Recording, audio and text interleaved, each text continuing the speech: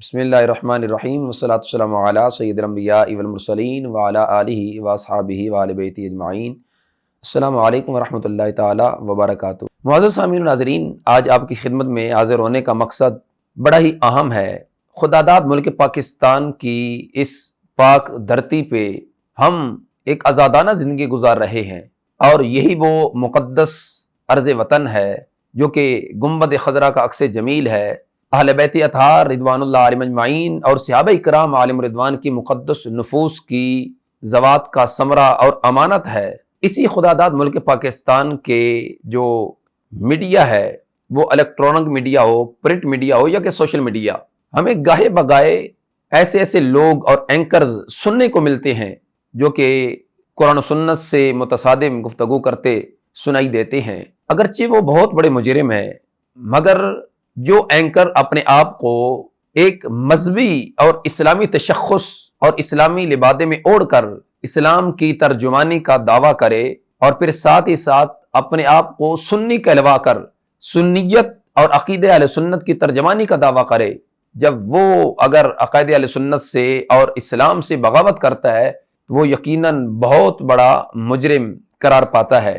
میری مراد ایک پاکستانی چینل پہ آنے والا ایک اینکر ہے جس کو آج کے دن تک تو ہم یہی سمجھتے رہے کہ یہ بڑا غیرت مند سنی ہے، اور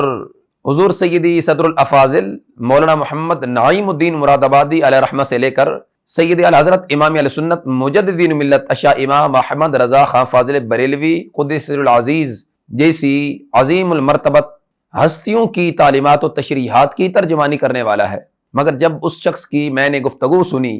میری مراد نذیر غازی جو کہ پہلے 92 نیوز پہ آیا کرتا تھا اور آج کل یہ 24 نیوز پہ آتا ہے، تو اس کا ایک پروگرام جو کہ اس نے 92 پہ کیا، اس کے اندر اس نے خال المؤمنین امیر المؤمنین عظیم صحابی رسول کاتب وحی حضرت سیدنا امیر معاویہ رضی اللہ تعالیٰ عنہ کی مقدس ذات کی شان میں ہرزہ سرائی کرتے ہوئے انتہائی تحقیرانہ لب و لہجے میں گفتگو کی، جس پر حضور قبلہ امام جلالی زید شرف نے اس کی اصلاح کے لیے اور اس کی عاقبت کو سنوارنے کے لیے اپنے اسلاف اور سیدی اعلی حضرت علیہ رحمہ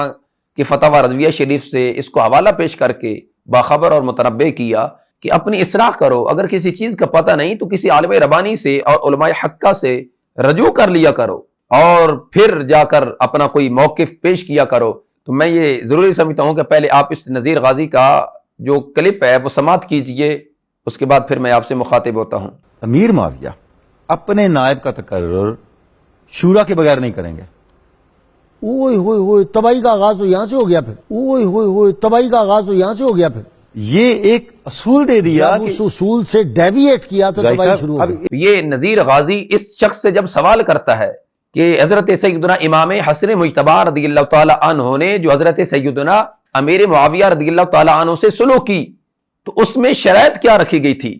وہ شخص آگے سے پھر ان شرائط کا ذکر کر رہا ہے جو کہ کسی صحیح سنی معتبر ماخذ میں موجود نہیں ہے، روافظ کی جو من گھڑت روایات ہیں ان کو وہ پیش کر رہا تھا، جس پر یہ نام نہاد غازی کتنے حقیرانہ لب و لہجے میں آگے سے کہہ رہا تھا کہ جی اس دن سے ہی یہ تباہی کا آغاز ہو گیا تھا۔ اب قبلہ امام جلالی زید شرف نے جب اس کی اصلاح کے لیے اس کو باخبر کیا، متنبہ کیا، اب چاہیے تو یہ تھا کہ یہ قبلہ امام جلالی زید شرف کا چینل پہ بیٹھ کے شکریہ ادا کرتا کہ آپ نے مجھ پر احسان کیا ہے، جو میں نے ایک غلط بیانی کی، ایک عظیم صحابی رسول رضی اللہ تعالیٰ عنہ کے لحاظ سے جو میں نے ایک غلط تعویلات و تشریحات بٹھا کر ایک غلط موقف پیش کیا ہے، میں علانیہ رجوع کرتا ہوں عوام اہل سنت سے بھی اور پورے عالم اسلام سے میں معافی مانگتا ہوں، اور اللہ کے حضور بھی معافی کا طلبگار ہوں۔ مگر بجائے معافی مانگنے کے، بجائے رجوع کرنے کے، آگے سے پھر اس نے مزید جو اسی ماہ رمضان المقدس کے مبارک مہینے میں اس نے جو گفتگو کی وہ انتہائی قابل تشویش ہے، قابل گرفت ہے۔ ہمیں انتہائی اس پر دکھ ہوا کہ چلے تو نے اپنی اصلاح نہیں کرنی تھی تو نہ کرتا، مگر مزید جو تو نے اپنا خبث بطن کا اظہار کیا ہے، پہلے اگر کسی کو شک بھی تھا کہ ہو سکتا ہے کہ جو 92 پر گفتگو کی گئی ہے وہ بے خبری میں ہو، لا علمی میں ہو، مگر جو اب 24 پہ اس شخص نے گفتگو کی ہے تو اس چیز کا ہمیں اندازہ ہوا کہ یہ اس نے 92 پر بیٹھ کر بے خبری میں، لا علمی میں گفتگو نہیں کی تھی، بلکہ جان بوجھ کر قصداً ارادتاً اس نے حضرت سیدنا امیر معاویہ رضی اللہ تعالیٰ عنہ کی مبارک ذات سے خبث بطن کا اظہار کر کے جو اپنا ایک بغض تھا اس کا اظہار کیا ہے۔ اب جو اس نے 24 پہ بیٹھ کر گفتگو کی ہے ذرا وہ بھی آپ کلپ سماعت کیجئے۔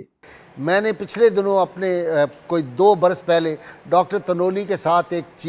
ٹی وی پہ چینل پہ میں جب پروگرام کرتا تھا تو وہاں میں نے کہا کہ جب یزید کی نامزدگی کی گئی وہ دن تھا کہ اسلام کی تباہی کا دن تھا۔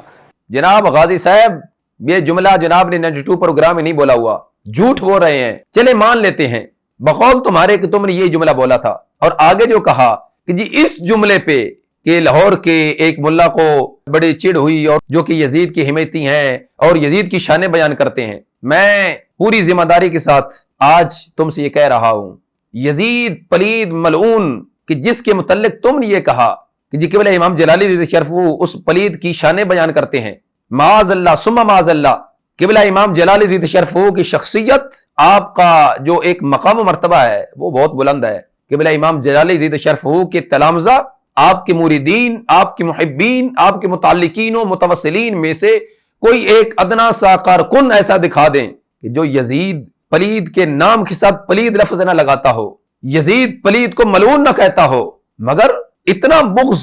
اتنی ذاتی عداوت اور حسد کہ ایک عالم ربانی پر اس قدر بہتان الزامات تم نے لگائے۔ اب یہ ثابت تو آپ نے کرنے ہیں، چونکہ اب یہ آپ کے گلے میں پھندا پڑ گیا ہے، ثابت آپ کریں گے قبلہ امام جلالی ذی شرف کی شخصیت کے جس نے حضرت سیدنا علی المرتضیٰ شیر خدا رضی اللہ تعالیٰ عنہ کی شان کو بیان کتنے گھنٹوں اور کتنے قرآن سنت کے دلائل سے کیا ہے، یہ تھوڑا سا میں آپ کے سامنے ایک آئینہ آپ کو دکھا دیتا ہوں، ہو سکتا ہے کہ آپ کو کچھ غیرت آ جائے کہ میں جس عالم ربانی کے بارے میں گفتگو کر رہا ہوں وہ تو ایک عاشق اہل بیت و صحابہ کرام علیہ رضوان ہیں، وہ مجنون علی المرتضیٰ شیر خدا رضی اللہ تعالیٰ عنہ ہیں۔ جناب جیسے 4 مولا علی رضی اللہ تعالیٰ عنہ کے شعر لے کر عوام کے سامنے بطور فارملٹی علی المرتضیٰ شیر خدا تاجدار حل عطا رضی اللہ تعالیٰ عنہ کی شان نہیں بیان کرتے، وہ شان بیان کرتے ہیں جو آج تک اللہ کے فضل سے سنی تک بھی نہیں ہوتی۔ اور آپ کو تھوڑا سا میں ماضی بھی یاد کروانا چاہتا ہوں، چونکہ یہ شہرت اور یہ پیسہ جب آ جاتا ہے تو بہت مشکل ہے کہ بندہ اس کو سنبھال سکے، اور پھر جو جناب نے یہ لفظ بولے ہیں کہ تم ابلیس سے بھی غلیظ اور گندے ہو، اور یہ راندہ درگاہ لوگ ہوتے ہیں جو سیدہ فاطمہ سلام اللہ علیہ کی شان کے خلاف، سیدنا علی مرتضیٰ کے خلاف، سیدنا امام علی مقام کے خلاف جو سوچتے ہیں، یہ راندہ درگاہ لوگ ہیں، یہ ابلیس سے زیادہ گندے اور غلیظ لوگ ہیں۔ تو میں جناب ریٹائرڈ جسٹس صاحب آپ کو صرف اتنے کہنا چاہوں گا کہ جسٹس آپ بعد میں بنے ہیں، وکیل آپ پہلے بنے ہیں، اور آپ جیسی وکیلوں کے بارے میں کسی نے یہ کہا تھا پیدا ہوا وکیل تو شیطان نے بھی کہا لو آج ہم بھی صاحب اولاد ہو گئے۔ میں آپ جیسے وکیلوں کی بات کر رہا ہوں، میں سب کی بات نہیں کر رہا، اللہ ماشاءاللہ اچھے وکیل بھی ہیں، مگر میں جناب جیسے وکیلوں کی بات کر رہا ہوں، کیونکہ یہ سارا جو ایک پیریڈ ہے یہ تم گزار کے آئے ہو، وکالت کر کے آئے ہو، چرم زبانی اور یہ کذب بیانی یہ تو تمہاری فطرت اور سرشت میں شامل ہے، جبلت میں شامل ہے، جو جناب اس چیز کو خود بھی تسلیم کر رہے تھے کہ آج مجھے بڑا غصہ تھا، میں نے غصے پر بڑا کنٹرول کیا۔ جناب پروفیسر اعظم نوری صاحب کی طرف، نوری صاحب غصہ بہت تھا، میں اب کنٹرول کیا، لیکن یہ میرے ایمان اور محبت کا تقاضا تھا۔ تو آپ کو یہ بھی پتا ہونا چاہیے کہ شیطان کے حملے کے 3 جال ہیں، بخل، نشہ اور غصہ،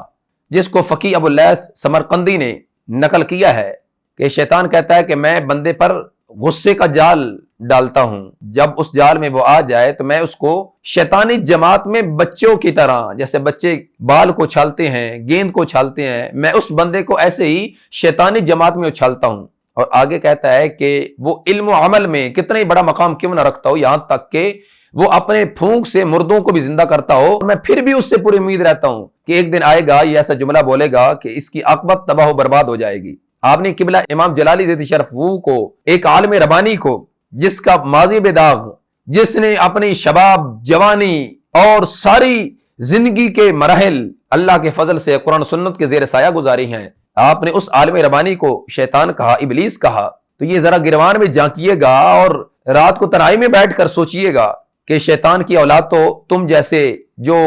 چرم زبان اور کذب بیانی کرنے والے وکیل ہیں وہ ہیں، لہٰذا آپ اپنے لحاظ سے ہی کچھ فیصلہ کر لیجیے گا کہ آپ کا شمار کس میں ہوتا ہے۔ اور پھر ناظرین کرام ظاہر ہے کہ غصے کی حالت میں جب بندہ زبان کھولتا ہے تو اس وقت اس کی زبان سے ایسے ایسے جملے نکلتے ہیں جو کہ اسے خود بھی پتہ نہیں ہوتا کہ میں کیا بول رہا ہوں۔ اب اسی نام نہاد غازی کی گفتگو آپ سنیے گا کہ جس میں کہتا ہے کہ جی ان کو تکلیف یہ ہوتی ہے کہ اہل بیت اطہار رضی اللہ عنہم اجمعین کی شان بیان کریں. ان کو یہ تکلیف ہوتی ہے کہ اہل بیت اطہار کی شان بیان کریں. ارے کس کو اہل بیت کی شان بیان کرنے سے تکلیف ہوتی ہے؟ بولنا تو تم یہ چاہ رہے تھے کہ ان کو تکلیف یہ ہوتی ہے کہ ہم اہل بیت اطہار رضی اللہ تعالی عنہم کی شان کیوں بیان کرتے ہیں. ارے سنی سے بڑھ کر اہل بیت کی شان کون بیان کر سکتا ہے؟ میں چیلنج کرتا ہوں قبلہ امام جلالی زیدہ شرفہ کی شخصیت کا کوئی ایک جملہ یزید پلید کے بارے میں ہلکا جملہ دکھا دو، تمہاری پوری زندگی لگ جائے گی. 4 لفظ پڑھے نہیں ہیں، 4 دن ہوئے نہیں پروگرام کرتے ہوئے، اور تم یہ سمجھ رہے ہو کہ میں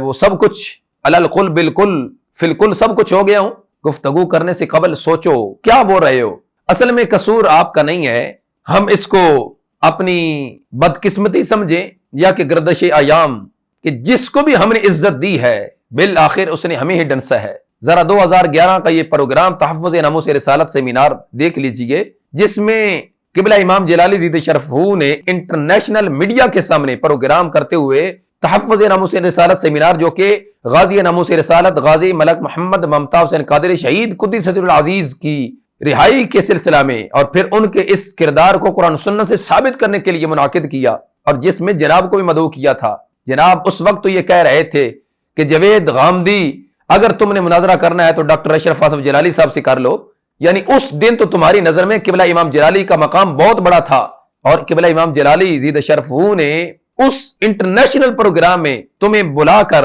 وہاں تمہیں عزت دی، تمہیں تکریم دی، مگر تمہیں وہ عزت راس نہیں آئی. ٹیلی ویژن پر اور مختلف چینلز پر نام نہاد دانشور بحثیں کرتے ہیں. میں نے اور برادر مکرم جسٹس میاں نذیر اختر صاحب نے ایوان وقف فورم پہ کہا تھا کہ بھائی آؤ، اگر آپ کو پوری دنیا میں ایک عالم نظر آتا ہے، کوئی دوسرا عالم نہیں رہا امت مسلمہ میں، ایک ہی نام لیتے ہو کہ جی جاوید غامدی جو ہے وہ یہ کہتے ہیں، ایک ہی بات، کوئی دوسرا عالم نہیں ملا ان کو پوری ملت اسلام. میں نے کہا اگر ایسی بات ہے تو یہ اشرف جلالی سے آئے اور آ کے مناظرہ کرے، بات صاف ہو جائے گی.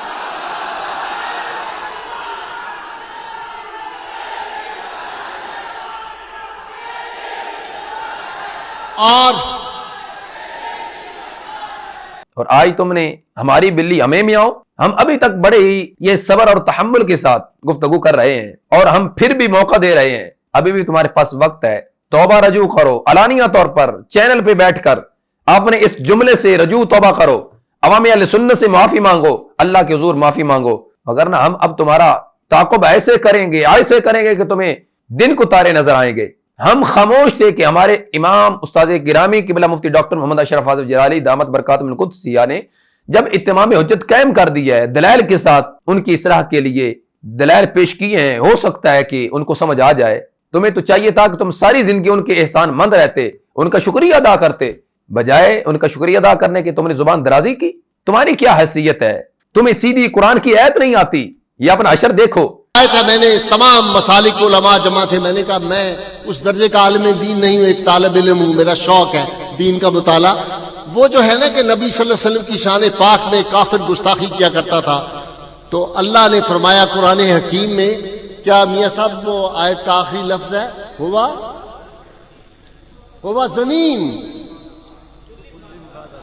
ہوا زنین، یہ حرامی بچہ ہے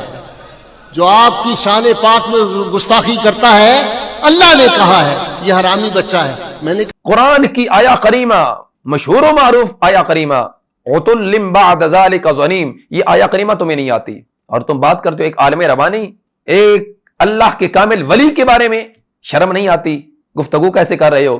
اور پھر سامنے ہجڑے اور ضمیر فروش اور دین فروش، تم چند ٹکوں کی خاطر سامنے دو چار مولوی بٹھا کر ان سے گفتگو کرتے ہو.